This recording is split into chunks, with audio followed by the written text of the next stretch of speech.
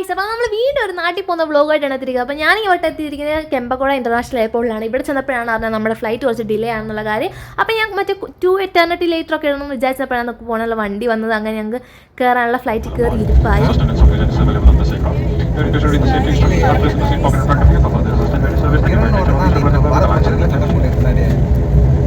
ഇനി നിങ്ങൾ കണ്ണിന് കുളിർമ എന്നുള്ള സൂപ്പർ കാഴ്ച ഞാൻ കാണിച്ചു തരാം ഗൈസ്. താഴോട്ടേക്ക് നോക്കുന്ന നമ്മുടെ മേഘങ്ങളൊക്കെ കണ്ട പഞ്ഞിമെത്ത പോലെയുണ്ട്. അപ്പോൾ ഞാൻ ആ കാഴ്ചകളൊക്കെ കണ്ടിരുന്നപ്പോഴാണ് എൻ്റെ അപ്പുറത്തൊരു മാമൻ വന്നിരുന്നത്. ആ മാമനാണെങ്കിൽ തള്ളി മറിക്കുന്നുണ്ട്. പിന്നെ 1 മണിക്കൂറത്തെ 2 മണിക്കൂറത്തെ കാര്യങ്ങളെല്ലാം എന്ന് വിചാരിച്ച് ഞാൻ അവിടെ മിണ്ടാന്നതൊക്കെ കേട്ടങ്ങ് ഇരുന്ന്. അത് കഴിഞ്ഞപ്പോൾ നിങ്ങൾക്ക് ഒരു സുന്ദര കാഴ്ച വീണ്ടും ഞാൻ കാണിച്ചു തരാം ഗൈസ്. നമ്മുടെ മേഘമൊക്കെ നോക്കും, നല്ല നല്ല ഓറഞ്ച് കളർ പോലെ ഇരിപ്പുണ്ട്.